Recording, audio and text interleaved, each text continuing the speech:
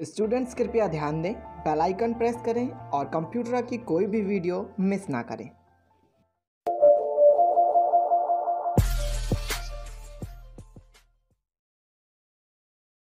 इस सीरीज के पहले लेक्चर में हम लोग बात करने वाले हैं कंप्यूटर जनरल इंट्रोडक्शन के बारे में, मतलब कि कंप्यूटर का जितना भी बेसिक्स है या फिर कंप्यूटर क्या होता है, इस लेक्चर में हम लोग जानेंगे।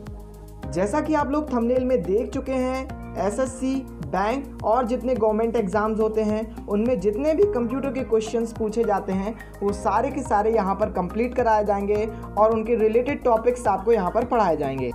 सबसे पहले हम लोग कंप्यूटर के कुछ बेसिक्स पॉइंट्स हैं उनको पढ़ लेते हैं, फिर उसके बाद में हम कंप्यूटर के बारे में जानेंगे। ये जो बेसिक्स पॉइंट लिखे हैं इनमें आधे से ज़्यादा आपको क्लियर हो जाएगा कि कंप्यूटर बेसिकली होता क्या है। जो पहला पॉइंट यहाँ पर है उसमें मैंने बताया है कि कंप्यूटर एक मानव द्वारा बनाई गई इलेक्ट्रॉनिक डिवाइस है। अब इलेक्ट्रॉनिक डिवाइस क्या होता है?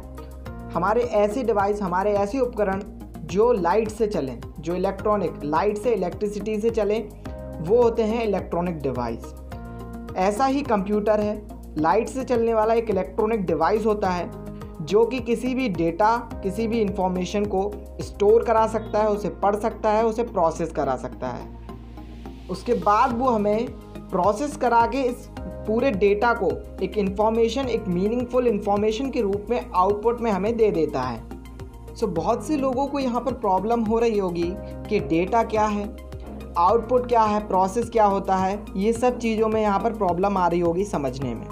तो आप लोग चिंता मत करिए, आगे इनको बहुत ही डिटेल से आपको समझाएंगे कि डेटा क्या होता है, प्रोसेस क्या होती है, इंफॉर्मेशन, ये सब चीज़ आपको अब डिटेल से आपको आगे समझाया जाएगा। इसके बाद जो सेकंड पॉइंट है उसमें समझते हैं हम लोग कि कंप्यूटर को हम लोग किस तरीके से यूज़ करते हैं। कंप्यूटर का यूज़ तो आप लोग भी जानते होंगे, आप लोगों ने कंप्यूटर को सब जगह चलते हुए देखा होगा। अगर आपने फ़ोटोकॉपी की दुकान पर कंप्यूटर को चलते हुए देखा है तो उसका यूज़ भी देखा होगा कि बेसिकली जो कंप्यूटर को यूज़ कर रहे हैं वो किस लिए कर रहे हैं। आपने किसी स्कूल में अगर कंप्यूटर को रखा हुआ देखा होगा तो किस यूज़ में आ रहा है। अगर आप लोग कंप्यूटर का यूज़ कर रहे हैं तो किस तरीके से उसका यूज़ कर रहे हैं। ठीक है, तो मैं कुछ बेसिक्स टर्म्स हैं जो कंप्यूटर के किस तरीके से यूज़ किया जाता है उसको वो आपको बता देता हूँ। सबसे पहला यूज़ है टाइप डॉक्यूमेंट। भाई किसी भी डॉक्यूमेंट को, किसी भी प्रेजेंटेशन को अगर आपको दिखाना है, टाइप करना है, तो आप सबसे पहले कंप्यूटर का यूज़ करेंगे। बहुत ही आसानी से किसी भी डॉक्यूमेंट को टाइप करना आप अपने कंप्यूटर में कर सकते हैं। मतलब कि आपको कोई भी डॉक्यूमेंट बनाना है तो आप मोबाइल से अच्छा है किसी भी कंप्यूटर पर बनाइए, तो आप इजीली उस पर टाइप कर सकते हैं। तो बहुत ही आसान होता है किसी भी कंप्यूटर पर डॉक्यूमेंट बनाना। जो दूसरा यूज़ है वो है किसी को ईमेल सेंड करना या फिर कहें रिसीव करना। अब आप कहेंगे कि ये काम तो हम अपने मोबाइल से भी कर सकते हैं, अपने स्मार्टफोन से भी कर सकते हैं। तो आपको पता होना चाहिए कि जो आपका स्मार्टफोन है, आपका मोबाइल है, वो भी एक तरीके से कंप्यूटर ही होता है। जो टाइप ऑफ कंप्यूटर्स अभी आगे पढ़ेंगे उसमें भी आपका स्मार्टफोन इंक्लूड होता है। तो ईमेल्स भी आप इजीली सेंड कर सकते हैं, रिसीव कर सकते हैं अपने कंप्यूटर की हेल्प से। अब बात करते हैं थर्ड यूज़ की, ब्राउज द इंटरनेट।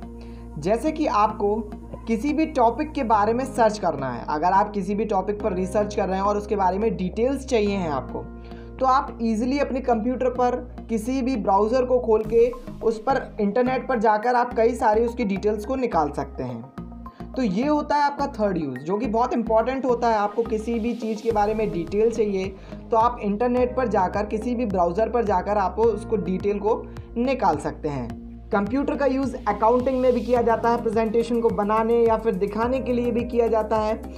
कंप्यूटर का यूज़ गेम खेलने के लिए भी किया जाता है, वीडियो कॉलिंग करने के लिए, चैट करने के लिए, ये सब सारी चीज़ें कंप्यूटर के द्वारा की जा सकती हैं। और भी बहुत सारे एग्जाम्पल्स होते हैं जिसके द्वारा आप लोग कंप्यूटर को बहुत ही अच्छे तरीके से यूज़ कर सकते हैं। अब बात करते हैं थर्ड पॉइंट की। कंप्यूटर एक बहुत ही फास्ट इलेक्ट्रॉनिक डिवाइस होता है। जैसे कि आपको कोई भी कॉम्प्लेक्स कैलकुलेशन क्यों ना हो, फ्रिक्शन ऑफ सेकेंड में बिना एरर, बिना मिस्टेक किए उन्हें सॉल्व कर देता है। बहुत ही फास्ट इलेक्ट्रॉनिक डिवाइस होता है कंप्यूटर। बट जो कंप्यूटर की कैपेसिटी है वो लिमिटेड है। अगर जैसे कि आप 200 GB की हार्ड डिस्क लगा रहे हैं अपने कंप्यूटर में, तो 200 GB का ही डेटा आप स्टोर कर सकते हो, इससे ज़्यादा नहीं। अगर आप उससे ज़्यादा हार्ड डिस्क को यूज़ कर रहे हो तो आप उससे ज़्यादा डेटा को स्टोर कर सकते हो। बात करते हैं फोर्थ पॉइंट की, जो कि इम्पॉर्टेंट पॉइंट है, और कई बार यहाँ से क्वेश्चंस आपके पेपर में देखने को मिल गए हैं। जो कंप्यूटर वर्ड है COMPUTER, कंप्यूटर जो वर्ड है ये लैटिन से आया है, मतलब ये लैटिन वर्ड है COMPUTE, कंप्यूट शब्द से बना है कंप्यूटर। ठीक है, कंप्यूट मतलब होता है लैटिन वर्ड में कैलकुलेट करना। ठीक है, जो कंप्यूटर का पहले यूज़ किया जाता था वो कैलकुलेशन के लिए किया जाता था, इस बेस पे इसका नाम रखा था कंप्यूटर। कई बार यहाँ से क्वेश्चंस पूछ लिए गए हैं, इस वजह से इसको याद रखिएगा कहाँ से ये वर्ड आया, क्या इसका पहले नाम था। तो कंप्यूट से बना है कंप्यूटर, ठीक है, जिसका मीनिंग होता है कैलकुलेट। सो अब जानते हैं कि कंप्यूटर क्या होता है, कंप्यूटर की डेफिनेशन क्या होती है। So a computer is an advance electronic device that accepts process and store data and instruction enter by a user. भाई कंप्यूटर एक तरीके से एक एडवांस इलेक्ट्रॉनिक डिवाइस होता है, मतलब कि कई सारे वर्क या फिर कहें कई सारे कार्य एक साथ कंप्यूटर कर सकता है। अब कंप्यूटर एक एडवांस इलेक्ट्रॉनिक डिवाइस है जो कि डेटा को एक्सेप्ट करता है, मतलब कि अगर हम लोग किसी भी डेटा को अगर कंप्यूटर को दे रहे हैं, ठीक है, जैसे कि हमने पेन ड्राइव से कोई भी डेटा को या फिर हमने कीबोर्ड के थ्रू किसी भी डेटा को कंप्यूटर में एंटर कराया।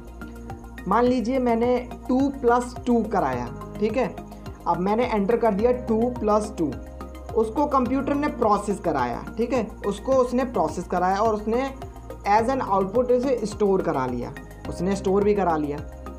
अब जो भी डाटा हमने एंटर किया था वो कंप्यूटर एज एन आउटपुट हमें दिखा देगा। अगर हमने 2+2 दिखाया था तो वो 4 आंसर हमें दिखाएगा। अगर हम लोग 4 देखना चाहते हैं लेकिन हम लोग 2+3 कर रहे हैं तो ये हमारी गलती है, लेकिन कंप्यूटर कभी मिस्टेक नहीं करता है। मैंने ऊपर 3rd पॉइंट में आपको बताया था, जो भी यूज़र डेटा को एंटर करेगा उसका जवाब ही कंप्यूटर देगा। ठीक है, कभी कभी टेक्निकल इश्यूज़ हो जाते हैं, हार्डवेयर में प्रॉब्लम हो जाती है, तब कुछ हो सकता है, लेकिन हमेशा गलती अगर करेगा तो यूज़र करेगा, कंप्यूटर कभी भी कोई मिस्टेक नहीं करता है।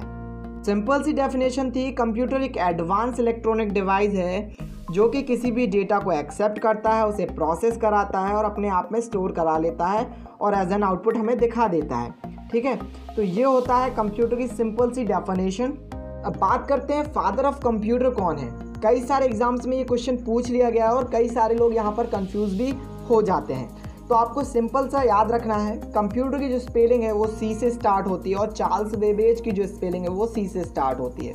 तो आपको याद रखना है चार्ल्स बेबेज जो है वो फादर ऑफ कंप्यूटर हैं, और अगर ऑप्शन में आता है तो आपको चार्ल्स बेबेज पर टिक कर देना है। सो बात करते हैं comparison between computer and human beings, मतलब कि कंप्यूटर और ह्यूमन बीइंग के बीच में क्या डिफरेंस है, उनके बीच में आप तुलना करेंगे हम। जो सबसे पहला पॉइंट है कंप्यूटर के अंदर वो है computer can do complex calculation in second. मतलब कि कंप्यूटर कोई भी कैलकुलेशन, कोई भी कॉम्प्लेक्स कैलकुलेशन, कितनी भी डिफिकल्ट हो, कितनी भी हार्ड हो, वो फ्रिक्शंस ऑफ सेकेंड में उसे कंप्लीट कर सकता है। लेकिन कोई बिना यूज़र की मिस्टेक दिए हुए, मतलब अगर कोई भी यूज़र इनपुट में कोई मिस्टेक कर दे तब कोई एरर कंप्यूटर दे सकता है, लेकिन अपनी तरफ से कोई भी एरर कंप्यूटर नहीं देगा, कोई भी मिस्टेक कंप्यूटर की तरफ से नहीं होगी। लेकिन ह्यूमन बीइंग की अगर यहाँ पर बात करें तो कोई भी कॉम्प्लेक्स कैलकुलेशन को सॉल्व करने में थोड़ा समय ज़रूर लगा देगा। अगर अच्छा से अच्छा कोई भी मैथमेटिशियन क्यों ना हो तो थोड़ा तो समय उसे लग ही जाएगा, बट कंप्यूटर यहाँ पर बहुत ही स्पीड के साथ कर देता है। अब क्या होता है कि ह्यूमन बीइंग कुछ मिस्टेक कर सकता है, कुछ प्रोबेबिलिटी होती है कि कंप्यूटर तो नहीं करेगा, लेकिन ह्यूमन बीइंग यहाँ पर कुछ मिस्टेक कर सकता है। अब सेकंड पॉइंट की बात करते हैं तो computer do not make mistake. तो यहाँ पर मैंने बताया था कि कंप्यूटर कोई भी मिस्टेक नहीं कर सकता है, लेकिन ह्यूमन बीइंग चांसेस हैं कि वो मिस्टेक कर सकता है। थर्ड पॉइंट में मैंने बताया कंप्यूटर नेवर गेट टायर्ड, मतलब कि कंप्यूटर कभी थकता नहीं। आप उसे 24 घंटे चलाओ तो वो चलेगा, ठीक है। अगर हार्डवेयर में प्रॉब्लम होगी तो वो अपने आप बंद हो जाएगा, लेकिन अगर आप उसे ऑन रखते हैं, वो सही है, तो वो बराबर चलेगा, वो कभी थकता नहीं। कितनी भी कैलकुलेशन, सेम कैलकुलेशन बार बार कराओ उससे, वो चलता रहेगा। बट ह्यूमन बीइंग्स में क्या है कि अगर उन्हें 1 घंटे की वीडियो ही दिखा दो तो वो उसमें ही बोर हो जाएंगे। अगर ये लेक्चर जो भी लोग देख रहे होंगे तो उन्हें भी ये थोड़ा सा बोरिंग लग रहा होगा, ठीक है। तो क्या होता है, ह्यूमन बीइंग्स टायर्ड हो जाते हैं, थक जाते हैं। अगर वो लंबे समय तक काम करते रहे तो वो नहीं कर सकते, मतलब लॉन्ग टाइम तक वो कोई भी कार्य को नहीं कर सकते हैं। लेकिन कंप्यूटर कोई भी कार्य को, रिपीटेड वर्क को बार बार एक ही काम को बार बार कर सकता है, लेकिन ह्यूमन बीइंग बोरिंग समझेगा उस काम को, टायर्ड हो जाएगा, थक जाएगा उस काम को करने में, फिर वो दोबारा नहीं कर सकता, लेकिन कंप्यूटर कर सकता है। जो नेक्स्ट पॉइंट है, कंप्यूटर कैन नॉट थिंक। अब भाई कंप्यूटर सोच नहीं सकता, ये बात सही है। जैसे कि कंप्यूटर में आप लोग कोई भी एप्लीकेशन या फिर सॉफ्टवेयर को इंस्टॉल कर रहे हैं तो आपके पास दो ऑप्शंस होते हैं वहाँ पर, यस और नो, मतलब कि इंस्टॉल करना है या नहीं करना है। अगर कंप्यूटर के पास सोचने की क्षमता होती तो वो अपने आप यस कर देता, क्योंकि अगर आपने इस ऐप को खोला है तो मतलब इंस्टॉल करना है, लेकिन यहाँ पर वो आपको दो ऑप्शन देता है, यस और नो। ठीक है, मतलब कि आप उसे चॉइस करेंगे यस करना है या नो। अगर आप नहीं करते हैं तो वो अपने आप भी नहीं करेगा। इसका मतलब साफ है कि कंप्यूटर सोच नहीं सकता है। बट ह्यूमन में क्या होता है कि ह्यूमन सोच सकता है, तभी तो हम यस और नो पर क्लिक करेंगे। अगर हमें यूज़ करना है उस ऐप को या फिर उस एप्लीकेशन को या सॉफ्टवेयर को, तो हम उस पर यस पर क्लिक कर देंगे। ठीक है ना। तो ह्यूमन के पास सोचने की क्षमता होती है और कंप्यूटर के पास नहीं होती है। अब जो लास्ट पॉइंट है उसमें कहा गया है कि computer can remember and store a large amount. भाई कंप्यूटर बहुत सारी चीज़ों को एक बार में याद कर सकता है। जैसे कि आप कोई भी गाना सुन रहे हैं तो उसको भी साथ में चलाता रहेगा। आप उसके साथ कोई भी डॉक्यूमेंट क्रिएट कर रहे हैं वो भी चलता रहेगा। अगर आपको उस डॉक्यूमेंट के बारे में कुछ भी डिटेल सर्च करनी है तो आप इंटरनेट पर जाकर उसे ढूंढ भी सकते हैं। तो कई सारी चीज़ों को एक साथ रिमेंबर भी कर सकता है, याद रख सकता है कंप्यूटर। और कई सारे डेटा और इन्फॉर्मेशन को कंप्यूटर अपने आप में स्टोर करा सकता है। मतलब कि आपको कोई भी डेटा कंप्यूटर के अंदर स्टोर कराना है, अगर लार्ज अमाउंट में है, काफ़ी ज़्यादा मात्रा में, तो भी आप उस कंप्यूटर में उस डेटा को स्टोर करा सकते हो। ठीक है, तो एक लार्ज अमाउंट ऑफ स्टोरेज होता है कंप्यूटर के अंदर।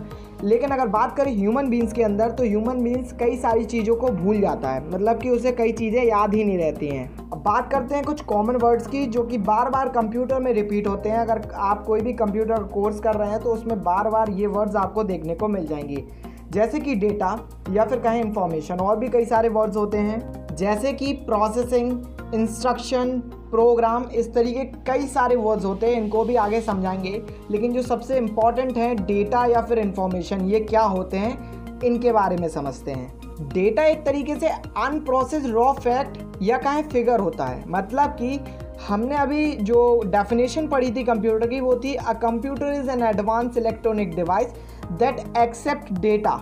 मतलब कि अभी डेटा को एक्सेप्ट किया है, प्रोसेस नहीं किया है, तो इसी वजह से हम डेटा को कहते हैं अनप्रोसेस्ड रॉ फैक्ट्स या फिगर्स। मतलब कि अभी कंप्यूटर ने उसे एक्सेप्ट किया है, उसे अभी प्रोसेस नहीं किया है। ठीक है, तो ये होता है डेटा। अब जैसे कि हमने 2+2 कराया कंप्यूटर के अंदर, 2+2 इनपुट कराया, अब आंसर 4 आना चाहिए, तो जब प्रोसेस होगी तब आंसर 4 आएगा। लेकिन जब हमने 2+2 उसे दिया वो डेटा होता है। अनप्रोसेस्ड रॉ फैक्ट्स और फिगर्स होते हैं। नंबर्स, टेक्स्ट, ये सब डेटा होते हैं। अब बात करते हैं वर्ड इंफॉर्मेशन की। सो इंफॉर्मेशन क्या होता है? Information is well organised process data. मतलब कि आपका जो डेटा था अब वो प्रोसेस हो चुका है। ठीक है, प्रोसेस हो चुका है।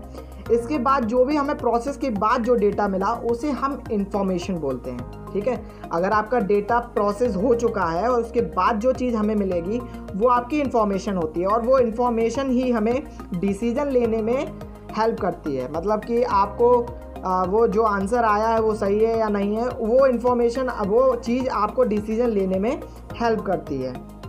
तो सिंपल भाषा में अगर कहें तो डेटा होता है आपका अनप्रोसेस्ड रॉ फैक्ट्स या फिगर्स। जैसे कि हम कोई नंबर टाइप कर रहे हैं और उसका जो आउटपुट हमें बाद में मिलेगा वो इन्फॉर्मेशन होता है। मतलब कि प्रोसेस होने के बाद का जो मटेरियल है वो हम उसे इन्फॉर्मेशन कहते हैं। ठीक है, तो ये सिंपल लैंग्वेज में मैंने आपको बताया। सो फ्रेंड्स, इस लेक्चर में हम लोगों ने क्या क्या पढ़ा है? सबसे पहले हमने कंप्यूटर का एक इंट्रोडक्शन लिया था, फिर इसके बाद उसकी डेफिनेशन को पढ़ा, फिर हमने कंप्यूटर और ह्यूमन के बीच में जो भी डिफरेंसेस हैं उनको क्लियर किया, फिर डेटा और इन्फॉर्मेशन, जो कॉमन वर्ड्स बार बार आपके कंप्यूटर में रिपीट होते हैं या फिर कहें आपके जो भी कोर्स आप कंप्यूटर का करते हैं उसमें बार बार डेटा और इन्फॉर्मेशन के बारे में पूछा जाता है या शब्द आ जाते हैं, तो उनको भी मैंने क्लियर किया यहाँ पर। तो जो भी लोग एसएससी या फिर बैंक की तैयारी कर रहे हैं या और एग्ज़ाम्स की तैयारी कर रहे हैं उनमें कंप्यूटर पूछा जाता है, तो वो लोग इस सेशन को ज्वाइन कर सकते हैं और अपने दोस्तों में इस वीडियो को ज़्यादा से ज़्यादा शेयर करें जिससे वो लोग भी इस सेशन को ज्वाइन कर सकें और कंप्यूटर की ज़्यादा से ज़्यादा नॉलेज ले सकें। तो मैं शुरू से पढ़ा रहा हूँ बिल्कुल बेसिक से, जिससे आपको कंप्यूटर के बारे में ज़्यादा से ज़्यादा जानकारी हो सके। और जितने कॉम्पिटिटिव एग्ज़ाम होते हैं वो सारे के सारे यहाँ पर उनके क्वेश्चंस को कवर किया जाएगा। तब तक के लिए stay safe, stay tune, bye bye.